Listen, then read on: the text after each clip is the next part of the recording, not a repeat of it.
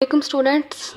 So today's our topic is integral and differential form of Gauss's law. BS Physics third semester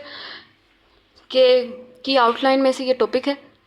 तो हम लोग जो है वो Gauss's law और इसकी इंटेग्रल एंड डिफरेंशियल फॉर्म को पढ़ेंगे। Gauss's law के इंटेग्रल और डिफरेंशियल फॉर्म को पढ़ने से पहले सबसे पहले हम लोग जो है वो ये देख लेंगे कि Gauss's law या Gauss's law होता क्या है। ठीक है, तो स्टूडेंट्स इलेक्ट्रिक फ्लक्स का तो आपको पता है। इलेक्ट्रिक फ्लक्स क्या होती है? किसी सर्टेन सरफेस से जब हमारे पास इलेक्ट्रिक फील्ड लाइंस गुजरती हैं तब हमारे पास जो फ्लक्स बनता है वो इलेक्ट्रिक फ्लक्स बनता है। इसी तरह अगर हमारे पास विंडो में से अगर हवा या एयर पास आउट होती है, विंडो में से अगर हमारे पास एयर पास आउट हो रही है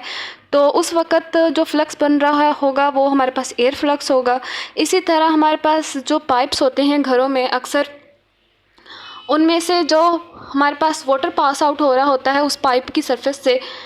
पाइप की इनर सरफेस से, तो उस वक़्त जो फ्लक्स प्रोड्यूस हो रहा होता है वो हमारे पास वाटर फ्लक्स होता है। इसी तरह अगर हमारे पास एक सर्टेन सरफेस है और उसमें से electric field lines pass out हो रही हैं तो वहाँ पर जो फ्लक्स बनेगा वो हमारे पास इलेक्ट्रिक फ्लक्स होगा। तो स्टूडेंट्स गॉसेस लॉ हमें क्या कहता है? गॉसेस लॉ हमें ये कहता है कि हमारे पास जब एक क्लोज्ड सरफेस है, उस क्लोज्ड सरफेस के अंदर जो है वो एक चार्ज पड़ा हुआ है, ठीक है, और उस चार्ज की वजह से उस क्लोज्ड सरफेस के अंदर चार्ज पड़ा है, इस वजह से उस क्लोज्ड सरफेस के अंदर से इलेक्ट्रिक फील्ड लाइंस निकल रही होती हैं और वो हमारे पास एक इलेक्ट्रिक फ्लक्स प्रोड्यूस करती हैं। ठीक है, तो वो जो इलेक्ट्रिक फ्लक्स होता है हमारे पास वो 1/ε0 times charge enclosed by that total surface, यानी कि हमारे पास जो इलेक्ट्रिक फ्लक्स प्रोड्यूस होता है उस क्लोज्ड सरफेस में जो चार्ज होता है वो चार्ज जो है वो इलेक्ट्रिक फील्ड लाइंस जो है वो जनरेट करता है और वो इलेक्ट्रिक फील्ड लाइंस जो है वो उस क्लोज्ड सरफेस से जो है वो बाहर निकलती हैं और इलेक्ट्रिक फ्लक्स प्रोड्यूस करती हैं। वो वाला इलेक्ट्रिक फ्लक्स जो है हमारे पास 1/ε0 times charge enclosed by that surface के इक्वल होता है। इसी तरह हम लोग गॉसेस लॉ की स्टेटमेंट देख लेते हैं कि electric flux passing through any closed surface is equal to 1/ε0 times charge enclosed by that surface, और हम लोग 1/ε0 time charge enclosed by that surface को इस तरह लिखते हैं कि हम ये हमारे पास जो फाई ई है ये हमारे पास इलेक्ट्रिक फ्लक्स है और ये इक्वल है 1/ε0 multiply times charge enclosed by that surface. ठीक है स्टूडेंट्स देखिए, अब हम लोगों ने कहा है कि ये हमारे पास देखने ये क्लोज्ड सरफेस है, ठीक है, और इस क्लोज्ड सरफेस में जो है ये हमारे पास ये चार्ज पड़ा हुआ। अभी इस चार्ज में से जो है वो इलेक्ट्रिक फील्ड लाइंस जो है वो इस क्लोज सरफेस से बाहर पास आउट होंगी। ठीक है, इलेक्ट्रिक फील्ड लाइंस जो है इस क्लोज सरफेस से पास आउट होंगी, बाहर की तरफ जाएंगी, जिसकी वजह से इलेक्ट्रिक फ्लक्स प्रोड्यूस होगा। अब देखिए ये इलेक्ट्रिक फील्ड लाइंस हैं वो भी इस तरह पास आउट हो रही हैं और इस क्लोज सरफेस का जो एरिया वेक्टर है वो भी इस तरफ है, ठीक है, जिसको हम लोग यूनिट वेक्टर से डिनोट करवाएंगे। तो इलेक्ट्रिक फील्ड लाइंस की डायरेक्शन भी वही है और उसके एरिया वेक्टर की डायरेक्शन भी यही है, तो इस वजह से हमारे पास इलेक्ट्रिक फील्ड लाइंस और एरिया के दरमियान जो हमारे पास एंगल होगा वो हमारे पास 0 डिग्री बनेगा। ठीक है, अगर हम लोग इस क्लोज सरफेस का स्टूडेंट्स एक सरफेस एलिमेंट कंसीडर करें कि ये हमारे पास एक क्लोज सरफेस है और इसमें से इलेक्ट्रिक फील्ड लाइंस जो है बाहर की तरफ पास आउट हो रही हैं जिसकी वजह से इलेक्ट्रिक फ्लक्स बन रहा है, और अगर हम लोग इस क्लोज सरफेस का अगर एक सरफेस एलिमेंट कंसीडर कर लें कि इस सरफेस छोटे से सरफेस एलिमेंट के लिए, छोटे सी सरफेस के लिए हमारे पास जो है वो इलेक्ट्रिक फ्लक्स क्या है, तो सबसे पहले हम लोग देखना चाहें, अगर हम लोग जो है वो इस छोटी सी सरफेस एलिमेंट के लिए इलेक्ट्रिक फ्लक्स जो है वो फाइंड आउट करने की कोशिश करें। इलेक्ट्रिक फ्लक्स फाइंड आउट करने का फार्मूला आपको पता है कि इलेक्ट्रिक फ्लक्स का फार्मूला आपको पता है हमारे पास के वो हमारे पास phi A is equal to E dot D A के इक्वल होता है। ठीक है, तो स्टूडेंट्स अगर हमारे पास हम लोग जो है वो एक छोटे सरफेस एलिमेंट का जो है वो इलेक्ट्रिक फ्लक्स फाइंड आउट करने की कोशिश कर रहे हैं, तो इस वजह से हमारे पास ये जो फाई ई है इसके साथ हम लोग डी लगा देते हैं, क्योंकि हम लोग जो है वो छोटे से सरफेस एलिमेंट का जो है वो इलेक्ट्रिक फ्लक्स फाइंड आउट करने की कोशिश कर रहे हैं, इस पूरे सरफेस क्लोज्ड सरफेस का नहीं। तो इस पूरी क्लोज सरफेस के छोटे से सरफेस एलिमेंट के लिए हम लोग जो इलेक्ट्रिक फ्लक्स का फार्मूला लिखते हैं, तो हमारे पास D phi E dot D A हम लोग इस तरह लिखते हैं। इस छोटे से सरफेस, इस पूरी क्लोज सरफेस के छोटे से सरफेस एलिमेंट के लिए ये हमारे पास जो है वो इलेक्ट्रिक फ्लक्स का फार्मूला आ गया। अगर स्टूडेंट्स हम लोग जो है वो इस छोटे से पूरी की पूरी क्लोज सरफेस को छोटे छोटे सरफेस एलिमेंट में डिवाइड करें और जो है वो इलेक्ट्रिक फ्लक्स को फाइंड आउट करने की कोशिश करें, तब हम लोग जो है वो वाला फार्मूला जो कि हम लोगों ने एक सरफेस एलिमेंट के क्लोज सरफेस के एक सरफेस एलिमेंट के लिए लिखा था, उसको हम लोग इंटीग्रेट कर दें। इस तरह इंटीग्रेट कर दिया तो हमारे पास phi E is equal to integral E vector dot D A vector आ गया, क्योंकि इस पूरी की पूरी इनक्लोज्ड सरफेस जो है वो हमारे पास डी ए छोटे छोटे छोटे सरफेस एलिमेंट से मिलकर बनी है। इस वजह से हम लोगों ने एक सरफेस, इस पूरे इनक्लोज्ड सरफेस के एक सरफेस एलिमेंट के लिए जो इलेक्ट्रिक फ्लक्स का फार्मूला निकाला था उसको हम लोग इंटीग्रेट कर देंगे, तो हमारे पास पूरे के पूरे जो इनक्लोज्ड सरफेस है उसके लिए हमारे पास जो है वो पूरी की पूरी इनक्लोज सरफेस का इलेक्ट्रिक फ्लक्स, इनक्लोज सरफेस की इलेक्ट्रिक फ्लक्स का हमारे पास फार्मूला आ जाएगा, जो कि हमारे पास phi E is equal to integral E vector dot D A vector आ गया। हम लोगों ने पहले भी देखा था कि इलेक्ट्रिक फील्ड लाइंस और उनका जो एरिया वेक्टर है उसकी डायरेक्शन सेम है। इस वजह से हमारे पास जो है थीटा, जो कोस थीटा है, यानी कि हमारे पास जो एंगल है वो 0 डिग्री है। तो हम लोग जब इस डॉट को ख़त्म करेंगे तो हमारे पास ए डी ए कोस थीटा आ जाएगा। थीटा हमारे पास एंगल कौन सा है, 0 डिग्री, तो कोस 0 जो है वो 1 के इक्वल होता है, इसलिए हमारे पास phi A integral A D A आ जाएगा। ठीक है स्टूडेंट्स, तो हमारे पास देखें जो हमारे पास इलेक्ट्रिक फील्ड है वो हमारे पास कांस्टेंट है। ठीक है, इलेक्ट्रिक फील्ड हमारे पास, इलेक्ट्रिक फील्ड इंटेंसिटी जो है वो कांस्टेंट है, क्योंकि सारी की सारी डायरेक्शन में जो है वो सेम इलेक्ट्रिक फील्ड लाइंस जा रही हैं। इस वजह से हम लोगों ने इंटीग्रल से इस ई को बाहर निकाल लिया और phi E is equal to E integral d A लिख दिया। ठीक है स्टूडेंट्स, अब स्टूडेंट्स देखें ये हमारे पास स्फेयर है, ठीक है, और एक स्फेयर का जो एरिया होता है वो हमारे पास 4 पाई आर स्क्वायर के इक्वल होता है। इस स्फेयर का जो एरिया है वो हमारे पास 4 पाई आर स्क्वायर के इक्वल है, और ये जो डी ए है वो इस पूरी इनक्लोज सरफेस का एक छोटा सा सरफेस एलिमेंट है। ठीक है, तो यानी कि ये पूरी की पूरी जो इनक्लोज्ड सरफेस है, ये हमारे पास क्लोज्ड स्फेयर है, यह स्फेयर है वो जो है डी ए एलिमेंट से मिलकर बना हुआ है। ठीक है, तो जब हम लोग उसके एक डी ए एलिमेंट को इंटीग्रेट कर देंगे या इंटीग्रल लिख दें, इंटीग्रल लगा कर इंटीग्रेट कर देंगे, तो पूरे के पूरे जो हमारे पास इनक्लोज्ड सरफेस है, ये स्फेयर है, उसका एरिया आ जाएगा जो कि हमारे पास 4 पाई आर स्क्वायर के इक्वल होता है। तो हम लोगों ने यहाँ पर जो है वो फिर 4 पाई आर स्क्वायर लिख दिया। ठीक है स्टूडेंट्स, क्योंकि ये हमारे पास पूरी की पूरी इनक्लोज सरफेस जो थी वो डी ए स्मॉल एलिमेंट से मिलकर बनी थी, और हम लोगों ने जो है वो उसका एक सरफेस एलिमेंट डी ए को इंटीग्रेट करके इस पूरे के पूरे स्फेयर का जो है वो एरिया निकाल लिया, जो कि हमें पता है कि स्फेयर का जो एरिया है वो 4 पाई आर स्क्वायर की इक्वल होता है। तो फिर हमारे पास phi electric flux is equal to E into 4 pi R square के इक्वल आ गया। ये जो हमारे पास ई है वो इलेक्ट्रिक फील्ड है, और इलेक्ट्रिक फील्ड का फार्मूला होता है हमारे पास k q over r square. Electric field के बारे में हम लोगों ने सब कुछ पढ़ा हुआ है। ठीक है,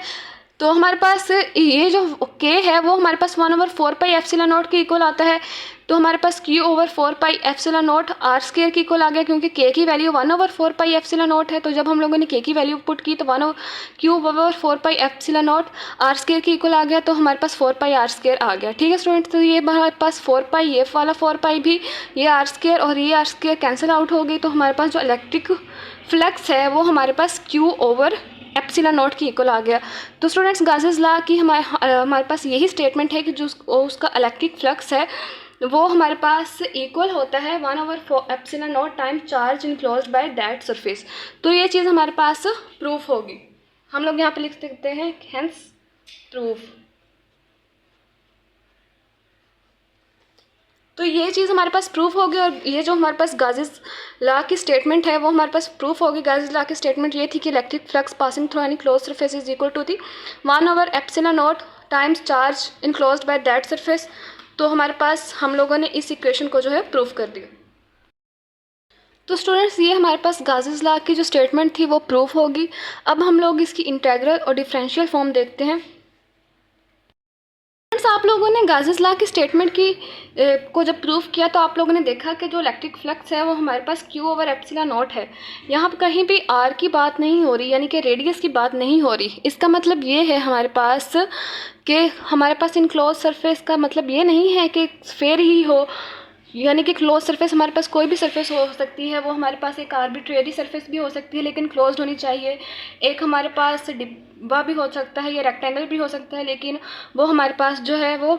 क्लोज्ड होना चाहिए। एक ट्रायंगल भी हो सकती है लेकिन वो क्लोज्ड होनी चाहिए। तो जब हमारे पास कोई भी सरफेस हो लेकिन इनक्लोज सरफेस हो तब उसके ऊपर जो है वो गाज़िस लॉ होल्ड करता है। और उसके अंदर जो चार्ज एलिमेंट है उसका मतलब उसके लिए सिर्फ यही एक शर्त नहीं है कि वो सेंटर में हो, वो कहीं पर भी हो सकता है, यहाँ पर भी हो सकता है, यहाँ पर भी, यहाँ पर भी, यहाँ पर भी। ठीक है, तो at any surface of charge, ठीक है, यानी कि हमारे पास चार्ज कहीं पर भी हो या लेकिन क्लोज्ड सरफेस हो और चार्ज जो है वो उस इनक्लोज सरफेस के अंदर हो, तभी उसी बॉडी के ऊपर हमारे पास गाज़िस लॉ जो है वो होल्ड करता है। इंटीग्रल फॉर्म ऑफ गाज़िस लॉ में हम लोग देखते हैं कि हमारे पास हमारे पास अगर एक स्फेयर है और इसमें एक चार्ज इनक्लोज्ड है तो इस स्फेयर का कोई वॉल्यूम भी होगा तो हमारे पास गाज़िस लॉ की जो इंटीग्रल फॉर्म है उसकी जो चार्ज डेंसिटी होती है वो फिर हमारे पास वॉल्यूम चार्ज डेंसिटी होती है।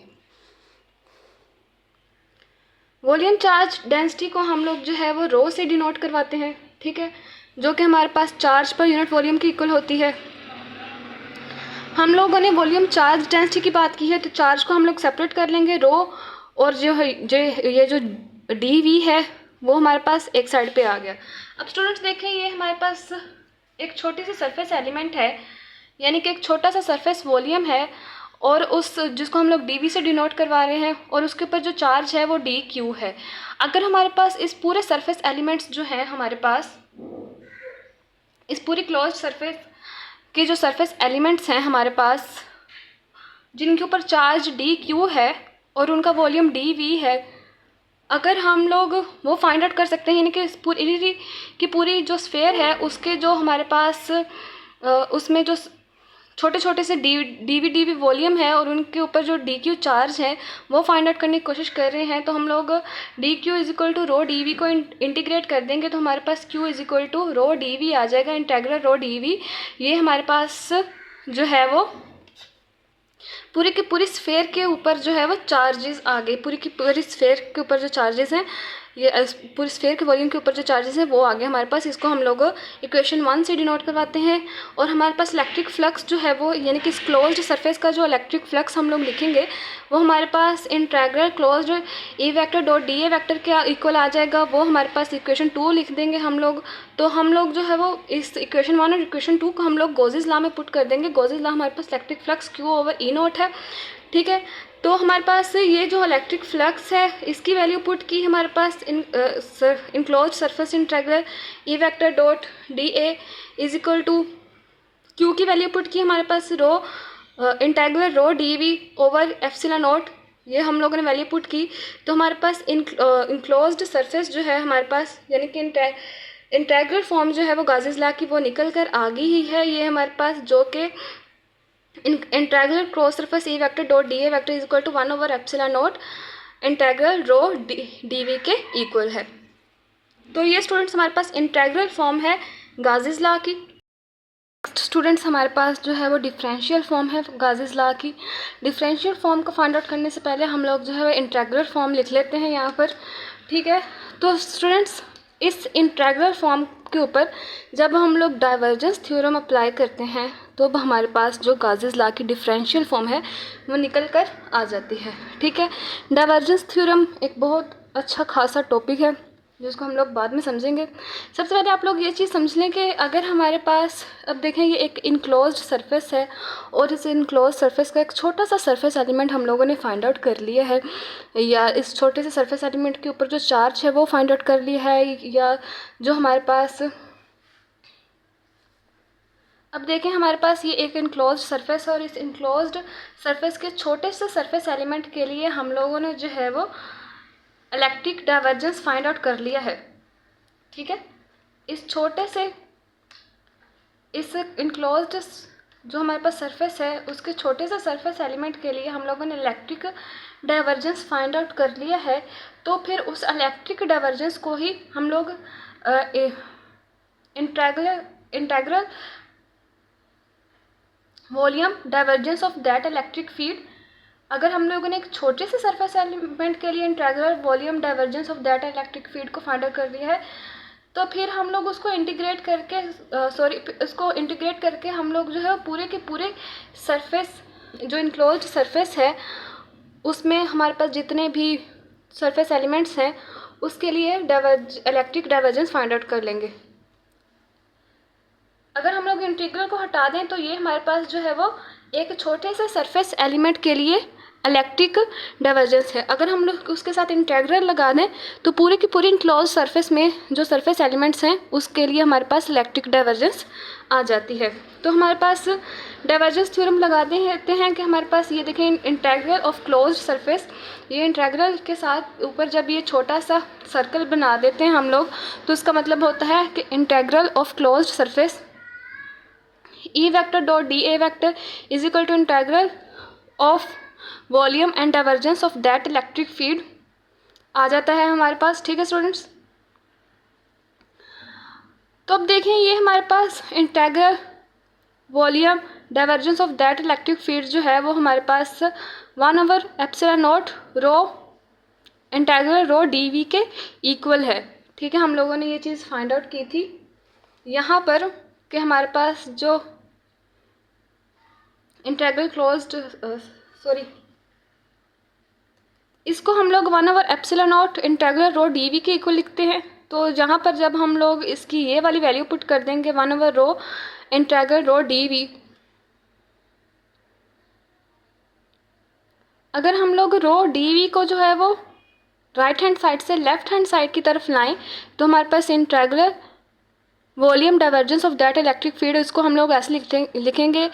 कि integral into del vector dot E vector minus rho over ε0 into d v is equal to 0। अब स्टूडेंट्स देखें,